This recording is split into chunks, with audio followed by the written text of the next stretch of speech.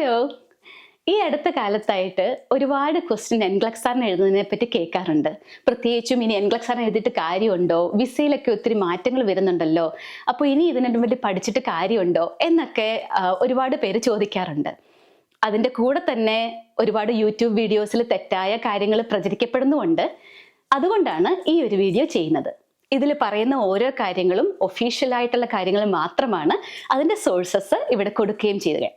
ആദ്യത്തെ ആ ചോദ്യത്തിന്, അതായത് എൻഗ്ലക്സ് ചെയ്തിട്ട് കാര്യമുണ്ടോ, ഇനി എഴുതണോ എന്നുള്ള ആ ചോദ്യത്തിനുള്ള ഒറ്റ വാക്കിലുള്ള മറുപടി യെസ്, തീർച്ചയായിട്ടും എൻഗ്ലക്സ് സാറിന് എഴുതണം എന്നത് തന്നെയാണ്. ഇനി ഈ വിസയെ പറ്റിയും കാര്യങ്ങളെ പറ്റിയും കുറച്ച് ഒഫീഷ്യൽ ആയിട്ടുള്ള വിവരങ്ങൾ നിങ്ങളുമായിട്ട് പങ്കുവയ്ക്കാം. ഇന്ത്യയിൽ ജനിച്ച, അതായത് പ്ലേസ് ഓഫ് ബർത്ത് ഇന്ത്യയിലുള്ള ഒരു നഴ്സിന് അമേരിക്കയിലേക്ക് വരാനുള്ള, പ്രൊഫഷണൽ ആയിട്ട് വരാനുള്ള 2 കാറ്റഗറീസ് ആണ് മെയിൻലി ഉള്ളത്.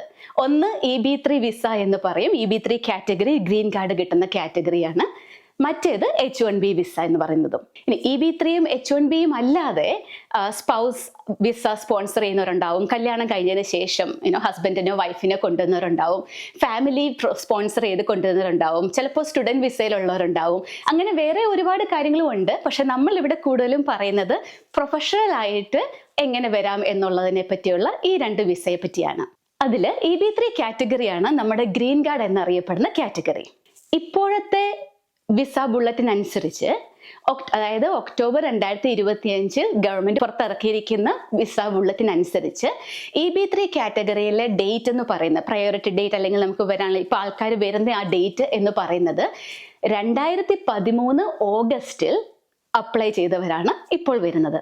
അതായത് ഏതാണ്ട് 12 വർഷത്തെ ബാക്ക്ലോഗ് ഉണ്ട്. അതുകൊണ്ട് തന്നെ നിങ്ങൾ എവിടെയെങ്കിലും EB3 കാറ്റഗറിയിൽ ഇപ്പോഴേ അപ്ലൈ ചെയ്യാം, 6 മാസത്തിനും 1 വർഷത്തിനുള്ളിൽ നിങ്ങളെ ഞങ്ങൾ കൊണ്ടുപോകാം, ഗ്രീൻ കാർഡിൽ കൊണ്ടുപോകാം എന്നൊക്കെ നിങ്ങൾ എവിടെയെങ്കിലും കേൾക്കുന്നുണ്ടെങ്കിൽ അത് ശരിയായ വസ്തുതയല്ല. തീർച്ചയായും വളരെ നന്നായി അന്വേഷിച്ചതിന് ശേഷം മാത്രം അങ്ങനെയുള്ള കാര്യങ്ങളിലേക്ക് നിങ്ങൾ മുമ്പോട്ട് ഇറങ്ങുക. ഇനി H1B വിസ എന്ന് പറയുന്നത് ക്യാപ് എക്സംപ്റ്റ് എന്ന രീതിയിലാണ് H1B വിസയിൽ നഴ്സസ് ഇവിടെ വരുന്നത്.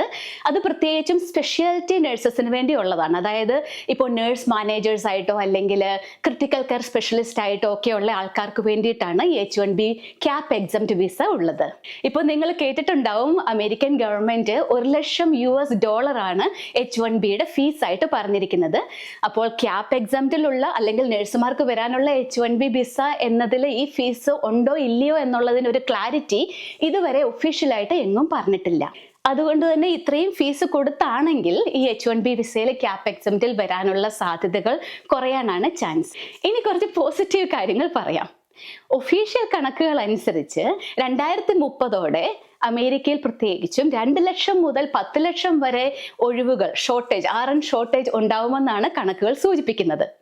ഇനി അഥവാ AI പോലുള്ള ഒരുപാട് കാര്യങ്ങൾ വന്നാൽ പോലും നഴ്സിംഗ് എന്ന പ്രൊഫഷൻ അത്ര പെട്ടെന്നൊന്നും AIയെ കൊണ്ട് മാറ്റിപ്പിടിക്കാൻ പറ്റുന്നതല്ല എന്നാണ് വിദഗ്ധർ പറയുന്നത്.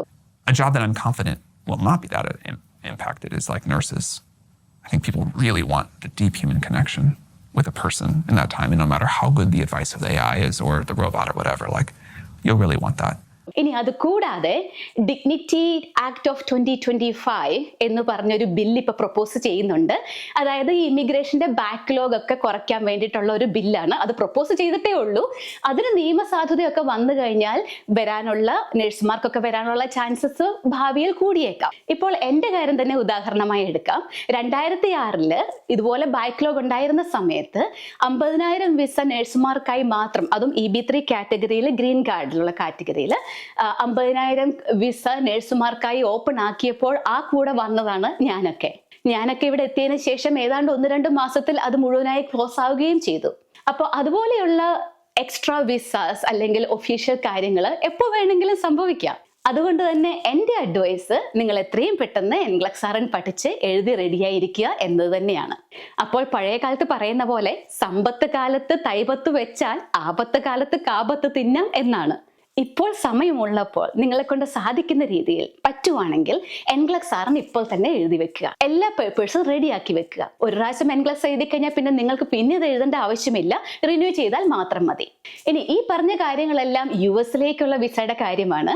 കാനഡയിലും ഓസ്ട്രേലിയയിലും എൻഗ്ലക്സ് ആർ തന്നെയാണ് വേണ്ടത്. അങ്ങോട്ടുള്ള വിസയെ പറ്റിയോ കാര്യങ്ങളെ പറ്റിയോ പേപ്പർ വർക്ക് ചെയ്യുന്ന ആൾക്കാരോട് നിങ്ങൾ ചോദിച്ചു കഴിഞ്ഞാൽ അവർക്ക് അറിയാമായിരിക്കും.